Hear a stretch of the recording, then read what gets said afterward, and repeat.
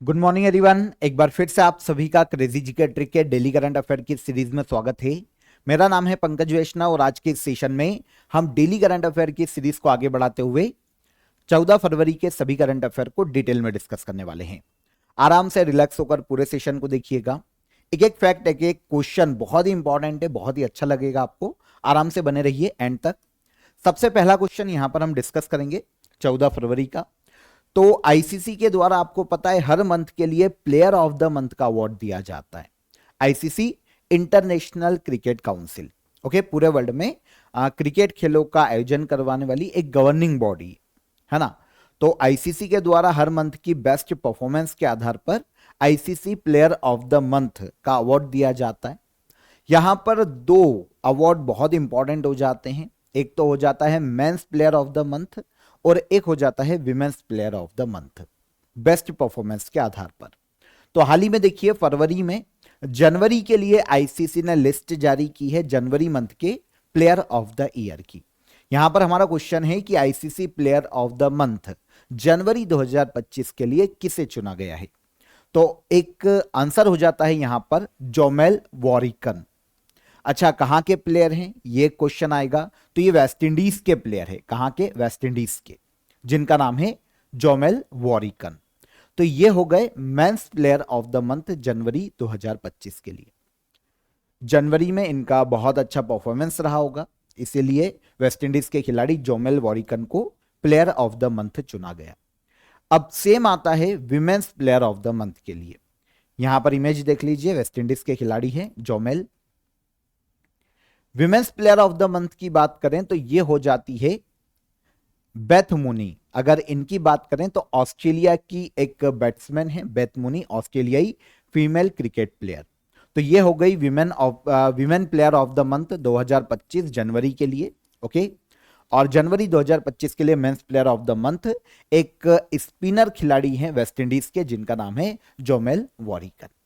अब आपको पता है दिसंबर 2024 की अगर हम बात करते हैं, लास्ट मंथ है ये जनवरी के पहले, तो उसकी भी हम बात कर लें। तो दिसंबर 2024 के लिए mains player of the month एक इंडियन थे, जसप्रीत बुमराह, इंडिया के। और women's player of the month का अवार्ड दिया गया था दिसंबर 2024 के लिए एनाबेल सदरलैंड को, ऑस्ट्रेलियन फीमेल क्रिकेट प्लेयर। और इस बार भी ऑस्ट्रेलियन प्लेयर ही हैं जनवरी 2025 के लिए, बेथ मूनी। तो देखिए प्लेयर ऑफ द मंथ की जब बात करते हैं तो लास्ट 2 मंथ के याद रखना, ओके। एग्जाम में आ जाता है कभी कभी। आगे आएंगे। हाल ही में चर्चा में रही प्रधानमंत्री सूर्य घर मुफ्त बिजली योजना कब शुरू की गई थी। तो प्रधानमंत्री सूर्य घर मुफ्त बिजली योजना, नाम से समझ में आएगा रिन्यूएबल एनर्जी के रूप में सोलर एनर्जी को बढ़ावा देने के लिए इस स्कीम को लास्ट ईयर लॉन्च किया गया था 13 फरवरी 2024 को। और अभी 13 फरवरी को इसने अपने 1 साल कंप्लीट किए। इसीलिए प्रधानमंत्री सूर्य घर मुफ्त बिजली योजना सुर्खियों में है। 1 साल कंप्लीट किया है, 13 फरवरी 2024 को यह लॉन्च की गई थी। इंडिया में जो सोलर पैनल होते हैं उनके लिए परिवारों को प्रोत्साहित करना, in short rooftop solar panel जो भी घर लगाएंगे उनको 300 यूनिट फ्री बिजली दी जाएगी। साथ ही साथ पैनल लगाने के लिए अगर 2 किलोवाट तक का सोलर पैनल लगाया जा रहा है किसी परिवार के द्वारा तो 60% तक सब्सिडी दी जा रही है गवर्नमेंट के द्वारा। तो मतलब कितना अच्छा है आप समझिए, सोलर पैनल लगाने के लिए गवर्नमेंट आपको पैसा दे रही है 50% से ज्यादा, और उसके बाद आपको 300 यूनिट फ्री बिजली भी प्रोवाइड कर रही है, ताकि लोगों को अवेयर किया जा सके, लोगों में उत्साह बढ़ाया जा सके कि सोलर पैनल को अपनाया जाए, घरों के ऊपर लगाया जाए। तो 13 फरवरी 2024 को इसे लॉन्च किया गया था, प्रधानमंत्री सूर्य घर मुफ्त बिजली योजना। 1 साल इसके कंप्लीट हुए हैं। रूफटॉप सोलर पैनल लगाने वाले घरों को मुफ्त बिजली प्रोवाइड करना और सोलर पैनल लगाने के लिए 60% तक पैसा सब्सिडी के रूप में प्रोवाइड करना, ओके। इसके साथ ही ये एक टारगेट रखा गया था इस योजना के लिए कि हर जिले में इंडिया में एक मॉडल सोलर विलेज बनाया जाएगा। जिसके तहत हर गांव को 1 करोड़ रुपए की फाइनेंशियल हेल्प दी जाएगी। 1 करोड़ रुपए दिए जाएंगे ताकि गांव में हर घर में कोशिश की जा सके कि सोलर पैनल का यूज किया जाए, उसको लगाया जाए और उससे बिजली पैदा की जा सके, ताकि गांव को मॉडल सोलर विलेज बनाया जा सके। तो कितने रुपए की आर्थिक सहायता एक गांव को दी जा रही है इस योजना के तहत? 1 करोड़ रुपए की। ठीक है। अब जो की अचीवमेंट से अगर हम उसकी बात करें, अभी तो ये शुरू हुई है, 1 ही साल हुआ है, लेकिन दुनिया की सबसे बड़ी डोमेस्टिक सोलर पावर स्कीम है। पहली चीज, अभी तक 8.46 लाख घरों में सोलर पैनल लगाए जा चुके हैं, इसका लाभ दिया जा चुका है। और 4,308 करोड़ रुपए ऑलमोस्ट सब्सिडी के रूप में 5,54,000 घरों को दी जा चुकी है सब्सिडी। 70,000 सोलर इंस्टॉलेशन हर महीने किए जा रहे हैं और अब इसकी जो स्पीड है ना वो भी लगातार बढ़ती जा रही। ये तो हो गए अचीवमेंट। अगर हम फोकस की बात करें कि गोल क्या है फ्यूचर में, तो मार्च 2025 तक 10 लाख घरों में इंस्टॉलेशन करना, सोलर पैनल लगवाना। अक्टूबर 2025 तक 20 लाख, मार्च 2026 तक 40 लाख और इस तरीके से मार्च 2027 तक 1 करोड़ घरों को यहां पर कवर किया जाने वाला है। इसमें क्या होगा, पूरे इंडिया में 30 गीगावाट सोलर एनर्जी कैपेसिटी का लक्ष्य हम हासिल कर पाएंगे और रिन्यूएबल एनर्जी में एक इंडिया को बूस्ट मिलेगा। तो ये कुछ फ्यूचर गोल हैं, कुछ अचीवमेंट्स है जो मैंने आपको बताए। तो प्रधानमंत्री सूर्य घर मुफ्त बिजली योजना की बात करते हैं तो 13 फरवरी 2024 को लॉन्च की गई थी और अभी रिसेंटली इसने 1 साल कंप्लीट किया है। हो गया यहां पर तो ये भी क्लियर हो जाता है आपको। आगे बढ़ने से पहले आपको ऑफर ऑफ द डे बता देता हूं। आप सभी के लिए इंग्लिश का रिकॉर्डेड बैच यहां पर अवेलेबल है। एसएससी के एग्जाम में, वनडे की, स्टेट की एग्जाम में इंग्लिश देखिए कंपलसरी होती है हर एग्जाम में नॉर्मली, तो आपको बहुत ही इजी वे में पूरी इंग्लिश यहां पर कवर करवाई गई है रिकॉर्डेड क्लासेस से आपको। साथ ही साथ हर टॉपिक का आपको पीडीएफ मिल जाएगा, स्टडी मटेरियल मिल जाएगा, मॉक टेस्ट आप लगा पाएंगे और 1 साल की आपकी इसकी वैलिडिटी है। तो काफी नॉमिनल चार्जेस में अभी के लिए आप इसे ज्वाइन कर सकते हैं। डिस्क्रिप्शन में मैं आपको इसकी लिंक दे दूंगा, वहां पर क्लिक करके आप इसे डायरेक्ट अवेल कर लीजिएगा। इसके अलावा कोई भी डाउट है आपका, कोई भी आपकी क्वेरी है तो आप हेल्पलाइन नंबर पर कॉल कीजिए, व्हाट्सएप कीजिए, आपकी क्वेरी सॉल्व हो जाएगी। ओके, चलिए आगे चलें। हाल ही में आईसीसी चैंपियंस ट्रॉफी 2025 का ब्रांड एम्बेसडर किस भारतीय खिलाड़ी को बनाया गया है? तो देखिए 4 एम्बेसडर बनाए जा चुके हैं इसके, उसमें से एक है इंडियन प्लेयर जिनको अभी बनाया गया आईसीसी चैंपियंस ट्रॉफी 2025 का एम्बेसडर। तो ये बने हैं कौन? Shikhar Dhawan, Indian player, answer D. ठीक है। आईसीसी चैंपियंस ट्रॉफी अभी आयोजित हो रही है पाकिस्तान में, है ना। पाकिस्तान में संयुक्त रूप से इसका आयोजन किया जा रहा है। काफी कंट्रोवर्सी में भी है क्योंकि पाकिस्तान के स्टेडियम लास्ट मोमेंट तक तैयार नहीं थे, तो काफी कंट्रोवर्सी भी हुई थी। तो शिखर धवन को अब आईसीसी चैंपियंस ट्रॉफी 2025 का एम्बेसडर बनाया गया। 4 ऑफिशियल जो इवेंट एम्बेसडर हैं उनमें से एक है शिखर धवन, 3 दूसरे देशों के हैं, तो हम इंडियन को स्पेशली याद रख पाए तो बढ़िया रहेगा। अदर की बात करें तो पाकिस्तान के हैं सरफराज अहमद, इसके अलावा ऑस्ट्रेलिया के हैं शेन वॉटसन और न्यूजीलैंड के हैं टिम साउदी। तो ये 3 प्लेयर अलग अलग कंट्रीज से और एक है इंडियन शिखर धवन। तो ये 4 ऑफिशियल इवेंट एम्बेसडर हैं चैंपियंस ट्रॉफी 2025 में आईसीसी की। आयोजन अगर हम बात करते हैं तो 4 साल में एक बार होता है नॉर्मली। आईसीसी चैंपियंस ट्रॉफी का आयोजन 4 साल में एक बार होता है। इंटरनेशनल क्रिकेट काउंसिल इसका आयोजन करवाती है आईसीसी। सबसे पहली बार 1998 में इसकी शुरुआत की गई थी। वनडे इंटरनेशनल वनडे के रूप में खेला जाता है। जो वर्ल्ड कप की टॉप 60 टीमें होती है ना वो यहां पर पार्टिसिपेट करती है और इसके अलावा जहां पर होस्ट कंट्री होती है वो पार्टिसिपेट करती है। लेकिन कभी ऐसा हो कि होस्ट कंट्री इन 60 टॉप टीमों में से ही है तो फिर 8वीं टीम को भी ऐड किया जाता है। तो इस तरीके से टोटल टीम होती है इसमें आईसीसी चैंपियंस ट्रॉफी में 8, है ना। फर्स्ट एडिशन 1998 में बांग्लादेश में आयोजित किया गया था और विनर रही थी south Africa. Recently last addition की बात करते हैं तो 2017 में 8th एडिशन आयोजित किया गया था इंग्लैंड और वेल्स में। तब पाकिस्तान विनर रहा था। उसके बाद काफी समय इसको बंद करने की बात चलती रही, लेकिन बंद नहीं किया गया, लेकिन आयोजन भी नहीं हुआ। अब 9th एडिशन आयोजित हो रहा है 2025 में पाकिस्तान और दुबई में। ठीक है, पाकिस्तान संयुक्त रूप से दुबई के साथ इसको होस्ट कर रहा है। तो पाकिस्तान और दुबई में इसका आयोजन हो रहा है 19 फरवरी से लेकर 9 मार्च 2025 तक। डन। तो 4 ऑफिशियल जो इवेंट एम्बेसडर है उनमें से एक है इंडियन शिखर धवन, क्योंकि चैंपियंस ट्रॉफी में इंडिया की ओर से हाईएस्ट रन अगर हम देखें, हाईएस्ट स्कोर देखें तो शिखर धवन का। इन्होंने 701 रन बनाए हैं 2 अलग अलग एडिशन में। 2 एडिशन खेले हैं चैंपियंस ट्रॉफी के इन्होंने। ठीक है, आगे आए। हाल ही में उपराष्ट्रपति जगदीप धनखड़ द्वारा लॉन्च की गई बुक आई एम के राइटर या लेखक कौन है? आई एम एक बुक है जिसको लॉन्च किया है भारत के वाइस प्रेसिडेंट जगदीप धनखड़ ने। इस बुक को लिखा है गोपीचंद पी हिंदुजा ने, या गोपीचंद हिंदुजा आप इनको बोल सकते हैं। हिंदुजा ग्रुप के ये चेयरमैन हैं गोपीचंद हिंदुजा। इन्होंने आई एम नाम की एक बुक लिखी है जिसको लॉन्च किया है वाइस प्रेसिडेंट जगदीप धनखड़ ने। ओके, देखिए, वाइस प्रेसिडेंट जगदीप धनखड़ ने हिंदुजा ग्रुप के चेयरमैन गोपीचंद पी हिंदुजा की बुक आई एम को हाल ही में लॉन्च किया, विमोचन किया। बुक किस पर आधारित है? तो गोपीचंद हिंदुजा ने इस बुक में नॉर्मली रिलीजियन, स्पिरिचुअलिटी, यूनिटी इसकी बात की है। जो रिलीजन के आधार पर जो हिंसा है उसको रोकने की बात की है। रिलीजन टॉलरेंस की यहां पर बात की गई है।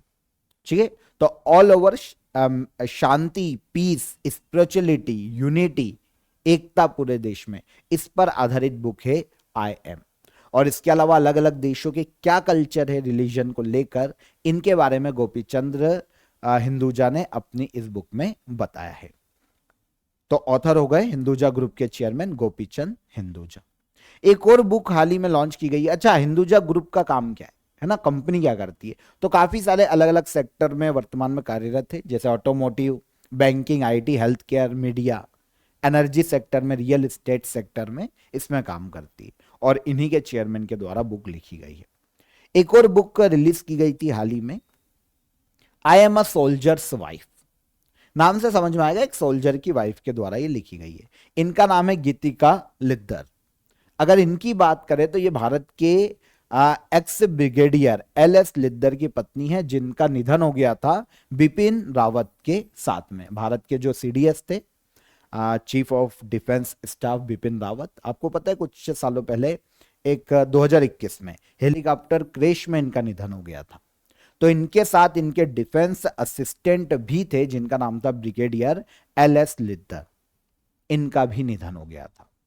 अब इनके जीवन पर, इनकी शौर्य के गाथा के रूप में I am a soldiers wife और क्या चैलेंजेस है अब आगे लाइफ में, इनकी वाइफ ने एक बुक लिखी है जिनका नाम है गीतिका लिद्दर, और बुक का नाम है क्या? I am a soldiers wife. आगे आइए। नेशनल वुमेन्स डे भारत में हर साल किस तारीख को मनाया जाता है? राष्ट्रीय महिला दिवस, इसकी बात करते हैं तो यह मनाया जाता है 13 फरवरी को इंडिया में हर साल, 13 फेब। आपको पता है ये किसकी जयंती है? ये जयंती है सरोजिनी नायडू की। सरोजिनी नायडू का नाम सुना होगा, सरोजिनी नायडू, नायडू है ना। अगर हम इनकी बात करते हैं सरोजिनी नायडू की, तो सबसे इंपॉर्टेंट फैक्ट जो इनके बारे में आपको कभी पूछा जा सकता है ना, तो वो ये है, इंडिया में पहली महिला राज्यपाल है किसी राज्य की, एक तो ये। सेकेंड, इनकी उपलब्धि है कि कांग्रेस की पहली भारतीय महिला अध्यक्ष सरोजिनी नायडू थी 1925 में। वैसे पहले भी महिला अध्यक्ष रही थी जिनका नाम था एनी बेसेंट। कांग्रेस की पहली महिला अध्यक्ष एनी बेसेंट है, लेकिन वो विदेशी थी। पहली भारतीय महिला अध्यक्ष सरोजिनी नायडू थी 1925 में। और जब देश आजाद हुआ तो जो उत्तर प्रदेश का क्षेत्र था उस वक्त 1947 से 1949 तक उसकी गवर्नर अपॉइंट की गई थी। भारत के किसी भी राज्य में पहली महिला गवर्नर राज्यपाल सरोजिनी नायडू। इनकी जयंती है 13 फरवरी को, जिसे इंडिया में नेशनल विमेंस डे के रूप में मनाया जाता है। सरोजिनी नायडू। ओके, तो फ्रीडम फाइटर रही है, सोशल रिफॉर्मर, समाज सेवी के रूप में, समाज सेविका के रूप में काम किया है इन्होंने। तो इनकी जयंती को सम्मानित करने के लिए 13 फरवरी को नेशनल विमेंस डे मनाया जाता है। एक आंदोलन हुआ था 1920 में, असहयोग आंदोलन। उसके बाद एक और आंदोलन हुआ, सविनय अवज्ञा आंदोलन, और फिर 1942 में भारत छोड़ो। तो इनकी जो भूमिका है स्पेशली दो आंदोलनों में हमको देखने को मिल जाती है। एक तो सविनय अवज्ञा आंदोलन में देखने को मिल जाती है, और भारत छोड़ो आंदोलन में भी इनकी भूमिका देखने को मिलती है। भारत की कोकिला, नाइटिंगेल ऑफ इंडिया के नाम से इन्हें पुकारा जाता है। सरोजिनी नायडू, जन्म हुआ था 13 फरवरी 1879 में हैदराबाद में। ठीक है, तो सविनय अवज्ञा आंदोलन और क्विट इंडिया मूवमेंट में इन्होंने पार्टिसिपेट किया था। कई बार जेल भी गई है, फ्रीडम फाइटर है, ऑब्वियस सी बात है। ठीक है, 1925 में इंडियन नेशनल कांग्रेस की फर्स्ट फीमेल प्रेसिडेंट, और स्वतंत्रता के बाद जो यूनाइटेड प्रोविंसेस क्षेत्र था, वर्तमान यूपी, इसकी गवर्नर रही है 1947 से 1949 तक। इनकी याद में 13 फरवरी को 2014 में इंडियन गवर्नमेंट ने अनाउंस किया था नेशनल विमेंस डे। कुछ बुक्स काफी फेमस है इनकी, जैसे the golden threshold, the bird of time, the broken wing, the gift of India. ये सारी बुक्स सरोजिनी नायडू के द्वारा लिखी गई है। तो 13 फरवरी राष्ट्रीय महिला दिवस, और इसके अलावा एक और डे मनाया जाता है वर्ल्ड रेडियो डे। यह भी मनाया जाता है 13 फरवरी को। 2011 में यूनेस्को के द्वारा शुरू किया गया था, और ऑफिशियली यूनाइटेड नेशन जो जनरल असेंबली थी उसने 2013 में इसे अप्रूव किया था। ठीक है, तो 2011 से मनाया जा रहा है वर्ल्ड रेडियो डे 13 फरवरी, और नेशनल विमेंस डे भी 13 फरवरी। हाल ही में इसरो और आईआईटी मद्रास ने मिलकर अंतरिक्ष अनुप्रयोगों के लिए कौन सी स्वदेशी सेमीकंडक्टर कंट्रोलर विकसित किया है? तो indigenous semiconductor controller IIT Madras और इसरो ने मिलकर विकसित किया है, ताकि अंतरिक्ष के जो रिसर्च है या अंतरिक्ष के जो डेवलपमेंट से, है ना, स्पेस एप्लीकेशन स्पेशली इनका यूज किया जा सके। एक चिप है ना, छोटी सी चिप होती है, उस तरीके से इसरो और आईआईटी मद्रास ने मिलकर डेवलप किया है पहला इंडिजिनियस सेमीकंडक्टर कंट्रोलर, जिसे नाम दिया गया है IRIS, indigenous RISC week controller for space application. IRIS इसका नाम है। इसरो और आईआईटी मद्रास ने इसे मिलकर डेवलप किया है। जो अंतरिक्ष में जो भी हम काम करते हैं उसके लिए जितने भी एप्लीकेशन है उनमें इस चिप का यूज किया जाएगा, आइरिस। स्पेशली शक्ति प्रोसेसर के लिए इसे बनाया गया है। इसे भी आईआईटी मद्रास ने ही डेवलप किया था, शक्ति प्रोसेसर, जिसका main use space based application में किया जाएगा, है ना। टाइम को निर्धारित करना, कुछ मैसेज रिसीव करने के लिए या भेजने के लिए जो भी एप्लीकेशन का यूज किया जाता है उसमें इस चिप का यूज किया जाएगा। आइरिस नाम की ये चिप है, जिसका फुल फॉर्म है indigenous RISC week controller for space application, IRIS. IIT Madras और इसरो ने से डेवलप किया है। हालांकि अलग अलग सेक्टर में भी इनका यूज किया जाएगा, जैसे scientific laboratories, defence, space mission जो भी होंगे उनमें भी अलग अलग जो एप्लीकेशन यूज किए जाते हैं उनमें भी आइरिस का यूज किया जाएगा, है ना। तो first indigenous industrial grade processor भी बनाया जा रहा है आईआईटी मद्रास के द्वारा। शक्ति प्रोसेसर है ये, इसमें नॉर्मली यूज किया जाने वाला है, और अलग अलग एप्लीकेशन में अलग अलग सेक्टर में भी ये काम करेगा। आइरिस क्या है ये? तो ये एक एप्लीकेशन के लिए सेमीकंडक्टर कंट्रोलर है। ठीक है, यहां पर इसरो की बात करते हैं। भारत की अंतरिक्ष एजेंसी, बहुत बार बता चुका हूं, 15 अगस्त 1969 में स्थापना की गई थी। हेडक्वार्टर कर्नाटका के बेंगलुरु में, और वर्तमान चेयरमैन है वी नारायणन। अभी नियुक्ति हुई थी कुछ समय पहले ही। पहला regional dialogue on social justice कहां आयोजित किया जाएगा? First regional dialogue on social justice का आयोजन किया जा रहा है नई दिल्ली में, है ना। सामाजिक न्याय पर एक क्षेत्रीय संवाद है। अलग अलग कुछ ऑर्गेनाइजेशन है जो कि मिलकर इसका आयोजन करवा रहे हैं। नई दिल्ली में इसका आयोजन किया जाएगा। भारत में ministry of labour and employment और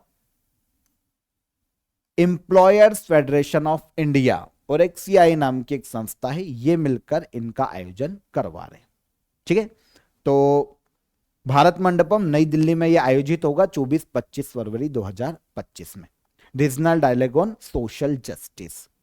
जो मजदूर वर्ग है, श्रमिक वर्ग है, चाहे वो संगठित क्षेत्र के हों, असंगठित क्षेत्र के हों, उनके जो अधिकार है उनको प्रोटेक्ट कैसे किया जा सकता है, उनके अधिकारों को उनको कैसे बताया जा सकता है, कैसे पहुंचाया जा सकता है, उनके लिए एक अच्छी हेल्दी लाइफ, उनके राइट्स, है ना, हेल्दी इन्वायरमेंट कैसे क्रिएट किया जा सकता है, ये क्या सोशल जस्टिस है। मजदूर वर्ग ऐसा ना हो कि कारखाने में धुएं में काम कर रहे हैं, जल्दी मर जा रहे हैं, है ना, मतलब जो ह्यूमन राइट होते हैं उनका वॉयलेशन नहीं होना चाहिए। तो ये क्या है, ये है सोशल जस्टिस। उनको उनके काम की पूरी तनख्वाह मिले, ये है सोशल जस्टिस। पूरे वर्ल्ड में जो लेबर, जिनको हम बोलते हैं श्रमिक वर्ग, लेबर बोल रहे हम, है ना, वो सब बहुत परेशान है। मजदूर वर्ग, उनके अधिकारों की रक्षा करने वाला कोई नहीं। तो पूरे वर्ल्ड में जरूरी है कि लेबर, श्रमिक, मजदूर, इनके अधिकारों के लिए काम किया जाए, उनके सोशल जस्टिस के लिए काम किया जाए। इसीलिए इंडिया में पहला regional dialogue on social justice, सामाजिक न्याय पर एक क्षेत्रीय संवाद का आयोजन किया जाएगा फरवरी में, 24-25 फरवरी को। कहां पर? नई दिल्ली के भारत मंडपम में। वैसे एक इंटरनेशनल लेबर ऑर्गेनाइजेशन नाम की एक संस्था है, पूरे वर्ल्ड में लेबर के अधिकारों के लिए काम करती है। इसने 2023 में कैंपेन लॉन्च किया था, global coalition for social justice. इसी के एक पार्ट के रूप में, एक हिस्से के रूप में इंडिया में पहली बार आयोजित हो रहा है regional dialogue on social justice. ठीक है, तो नई दिल्ली में इसका आयोजन किया जाएगा। तो regional dialogue on social justice की मुख्य थीम क्या है या उद्देश्य क्या है? तो जो गवर्नमेंट है, जो एम्प्लॉयर्स है, वर्कर ऑर्गेनाइजेशन है, जितने भी इंटरनेशनल और रीजनल इंस्टीट्यूशन है, फाइनेंशियल ऑर्गेनाइजेशन है, बैंक, इंटरप्राइजेस, एकेडमिक जो कम्युनिटीज है, उनको एक साथ लेकर आना ताकि सोशल जस्टिस पर बात हो मजदूर और श्रमिकों के लिए। तो इसके लिए regional dialogue on social justice कहां आयोजित हो रहा है? New Delhi Bharat Mandapam. International labour organisation, अभी मैंने आपको बताया, पूरे वर्ल्ड में लेबर के अधिकारों के लिए काम करने वाली यूनाइटेड नेशन की एक संस्था है। 11 अप्रैल 1919 में इसकी स्थापना की गई थी, हेडक्वार्टर स्विट्जरलैंड के जेनेवा में। गिलबर्ट हॉगबो वर्तमान में इसके डायरेक्टर जनरल हैं, जो कि टोगो देश से आते हैं। 1969 में इंटरनेशनल लेबर ऑर्गेनाइजेशन को शांति के नोबेल से सम्मानित किया जा चुका है 1969 में इसके कामों के लिए। हाल ही में ग्रीस के नए राष्ट्रपति के रूप में किसे चुना गया? ग्रीस के नए राष्ट्रपति बने हैं हाल ही में, यूरोपीय देश है ग्रीस। प्राचीन काल में ग्रीस को यूनान के नाम से जाना जाता था, सिकंदर यूनान का ही था ना, तो ग्रीस वर्तमान में। ओके, तो कॉन्स्टेंटाइन तसुलास या टसुलास के नाम से इन्हें पुकारा जाता है, टसुलास हम बोल ले। तो कॉन्स्टेंटाइन टसुलास वर्तमान में ग्रीस के नए प्रेसिडेंट अपॉइंट किए गए। नाम थोड़ा सा अलग है, अजीब है, पर ठीक है, एक बार पढ़ लो, है ना।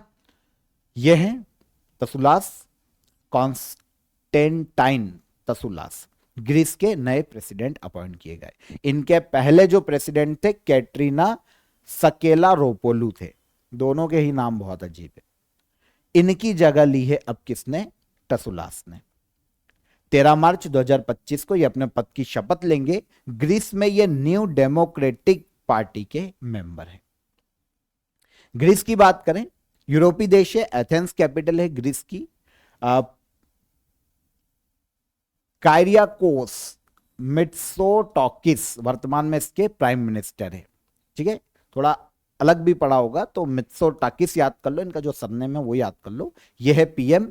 मेडिटेरियन सी के साथ सबसे लंबी कोस्ट लाइन किस देश की है, कभी अगर क्वेश्चन ऐसा आ जाता है तो मेडिटेरियन सी के साथ सबसे लंबी कोस्ट लाइन आप यहां से यहां पूरा कवर कर लोगे तो ये आपको देखने को मिल जाएगी ग्रीस की। ठीक है, अगर हम यहां पर नेबर कंट्री की बात करें तो अल्बानिया, नॉर्थ मैसेडोनिया और बुल्गारिया ये सभी उत्तर में टच होते हैं ग्रीस से, और दक्षिण में ये बाउंड्री साझा करता है मेडिटेरियन सी से। हाल ही में आईसीसी द्वारा भ्रष्टाचार के कारण प्रतिबंधित की जाने वाली पहली महिला क्रिकेटर कौन बनी है? तो देखिए, आज तक आईसीसी के जो बैन लगे हैं ना भ्रष्टाचार करप्शन के कारण, वो हमेशा मेल प्लेयर पर ही लगे हैं। अब इतिहास में पहली बार ऐसा हुआ है कि एक विमेन क्रिकेटर को बैन किया गया है आईसीसी के द्वारा, और यह है सोहेली अख्तर। अच्छा, भ्रष्टाचार या करप्शन कैसा? मैच फिक्सिंग में कहीं पर भूमिका आ गई। मैच फिक्सिंग तो समझते होंगे, है ना? हाँ, मैच तो इंडिया में मैच फिक्सिंग के बारे में बिल्कुल जानते होंगे, क्योंकि मैच के या क्रिकेट के बहुत दीवाने। मैच फिक्सिंग, पहले से ही फिक्स कर देना मैच को कि भाई ये होगा, या फिर उनसे सेटिंग कर लेना जो भी क्रिकेटर है पैसा देकर। तो इसके आरोप में, करप्शन के आरोपों में पहली बार एक विमेन क्रिकेटर को बैन किया है आईसीसी ने, जिनका नाम है सोहेली अख्तर। कहां से बिलोंग करती है, किस देश की ये क्रिकेटर है? तो ये है बांग्लादेश की सोहेली अख्तर। यहां पर आप इनकी इमेज देखिए। 2023 में एक T20 वर्ल्ड कप का मैच था, उसकी फिक्सिंग की ये दोषी पाई गई है। और यहां पर इंटरेस्टिंग ये है कि इन्होंने ही आरोप को स्वीकार कर लिया कि हाँ भैया मैंने किया था, फिक्सिंग की थी। तो आरोप सिद्ध हो जाने के बाद, और जब खुद ही मुंह से बोल दिया है, तो अब इन पर 5 साल का बैन लगा है। सोहेली अख्तर पर 5 साल का बैन लगाया गया है आईसीसी के द्वारा। यह बैन शुरू होगा 10 फरवरी 2025 से शुरू हो चुका है। अब 5 साल ये इंटरनेशनल क्रिकेट नहीं खेल पाएगी, आईसीसी का कोई भी टूर्नामेंट नहीं खेल पाएगी। सोहेली अख्तर क्रिकेटर है बांग्लादेश की, 5 साल का आईसीसी ने करप्शन के कारण इन पर बैन लगाया है। और आईसीसी का करप्शन के कारण बैन झेलने वाली पूरे वर्ल्ड में पहली महिला विमेन, या पहली महिला क्रिकेटर या विमेन क्रिकेटर। आईसीसी पूरे वर्ल्ड में क्रिकेट खेलों को गवर्न करने वाली इंटरनेशनल बॉडी। 1909 में स्थापना की गई थी, यूएई के दुबई में इसका हेडक्वार्टर है। 108 कंट्रीज मेंबर है आईसीसी की, और इंडिया के जय शाह वर्तमान में आईसीसी के चेयरमैन के पद पर हैं, अमित शाह के बेटे। हाल ही में क्लाउस इयोहानिस ने अपने पद से इस्तीफा दे दिया। ये किस देश के प्रेसिडेंट थे? तो क्लाउस इयोहानिस की बात करते हैं तो ये रोमानिया के राष्ट्रपति के पद पर थे। अब रोमानिया की जो पार्लियामेंट है ना, उसको सीनेट कहा जाता है। क्या कहा जाता है? सीनेट। जैसे हमारे यहाँ लोकसभा राज्यसभा होती है ना, पार्लियामेंट, वैसे वहां पर सीनेट चलता है, एक हाउस होगा वहां की पार्लियामेंट का। तो सीनेट में, रोमानिया की सीनेट में क्लाउस इयोहानिस के खिलाफ इंपीचमेंट लाया गया है, महाभियोग हटाने के लिए। प्रेसिडेंट थे। अब इनमें कुछ क्या हुआ कि जो रोमानिया है ना, वहां पर एक प्रॉब्लम ये हो गई कि रशिया के साथ विवादों के चलते, जो युद्ध का थोड़ा सा चल रहा था, तो उसके चलते क्लाउस ने क्या किया कि वहां पर इलेक्शन को रद्द कर दिया था। और इन्होंने क्या किया, आगे कंटिन्यू किया अपने कार्यकाल को, जबकि भाई इलेक्शन होना जरूरी थे। पर इन्होंने बोला अभी रशिया हम पे वार कर रहा है, या फिर इंटरफेयर कर रहा है, हमारे से युद्ध करना चाह रहा है, तो अभी हम इलेक्शन नहीं कंडक्ट कराएंगे, और टाल दिया, और अपने को ही कंटिन्यू रखा राष्ट्रपति के पद पर। तो इनके खिलाफ इंपीचमेंट लाया गया था रोमानिया की सीनेट में, जिसके अब इंपीचमेंट पास हो जाता, इनको पता था, तो उसके पहले ही क्लाउस ने अपने पद से इस्तीफा दे दिया। रोमानिया के प्रेसिडेंट के पद पर थे क्लाउस इयोहानिस। अब इस फैसले के बाद ये तो हट गए, लेकिन अब एक अंतरिम प्रेसिडेंट के रूप में अपॉइंट किया गया है, कार्यवाहक अंतरिम मतलब एक एक्टिंग प्रेसिडेंट हम इनको बोल लें, इली बोलेजन। ये वहां की सीनेट के अध्यक्ष है, तो इनको अभी एक्टिंग प्रेसिडेंट के रूप में अपॉइंट किया गया। अब मई 2025 में इलेक्शन होंगे रोमानिया में, तब फिर एक्टिंग प्रेसिडेंट का काम खत्म होगा, और जो परमानेंट आएंगे हम उनकी बात करेंगे। तो रोमानिया के प्रेसिडेंट थे क्लाउस इयोहानिस, जिन्होंने रोमानिया के प्रेसिडेंट के पद से इस्तीफा दिया, और अब एक्टिंग प्रेसिडेंट कौन बने? इली बोलेजन। रोमानिया के बारे में यहां पर मैप में अगर हम देखेंगे लोकेशन, तो हमको पता चलता है यूरोपीय देश है रोमानिया, ठीक है। इसकी नेबर कंट्री की बात करें तो यहां पर आप देखिएगा मोल्डोवा, यूक्रेन, हंगरी, सर्बिया और बुल्गारिया, ये रोमानिया की नेबर कंट्री है। ठीक है, बुखारेस्ट यहाँ की कैपिटल है और ब्लैक सी से ये अपनी पूर्वी सीमा को साझा करता है, मतलब ब्लैक सी से टच होता है रोमानिया।